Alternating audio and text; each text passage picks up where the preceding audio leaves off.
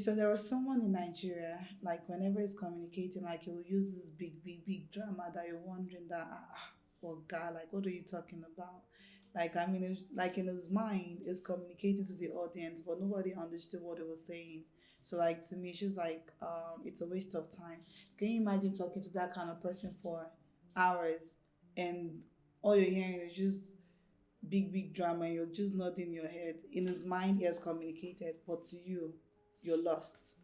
That's an example of a bad communication. And I want you to take a look at this video to see what you think. It's a free and fair and diaphanous political process. The proclivity for political aspirants to devastate and skedaddle from their political platform after a major political contestation is like this is if the process is strewn and laden with a political thalidomide. So that we have put in place a free and fair and diaphanous political ceramics is the first antidote to such exegetical and irresponsible behavior on the part of any political brachio. But I want to assure you So, in his mind, he has really communicated, but trust me, I don't understand what he's saying. Like, what is that? Like, I mean, just speaking grammar. Like, what's that? I don't even know the definition of what he's saying. I can't even spell what he's saying, right? But to him, trust me, he has communicated his mind. So, can you imagine being in a relationship with someone like this?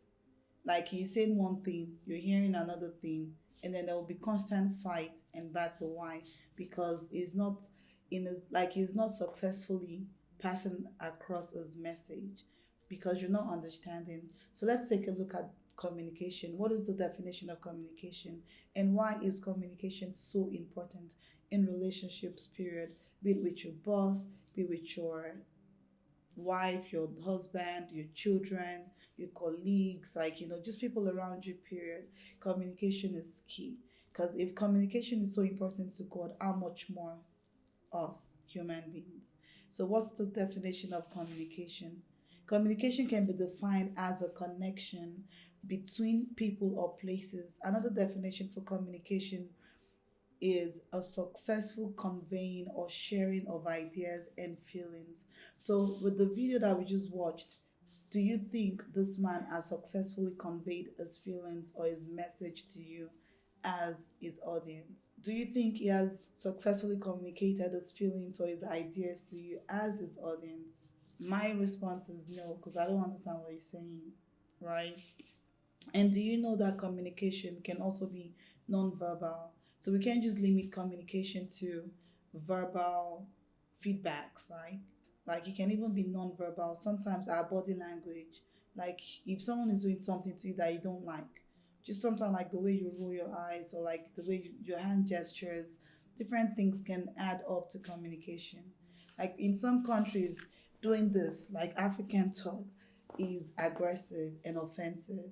And for some, that's just a way of expressing themselves like, I'm really serious, just like I'm doing right now, right? But for some, it's like, why do you have your hands in my face? Like, back off. It can be termed as trying to fight and they become aggressive. So we need to understand like how when I'm trying to communicate to someone, how do I communicate? In my next episode, I would like for us to take a look at why communication is important to God. Thank you so much for watching, and I hope you do have a great day. Bye.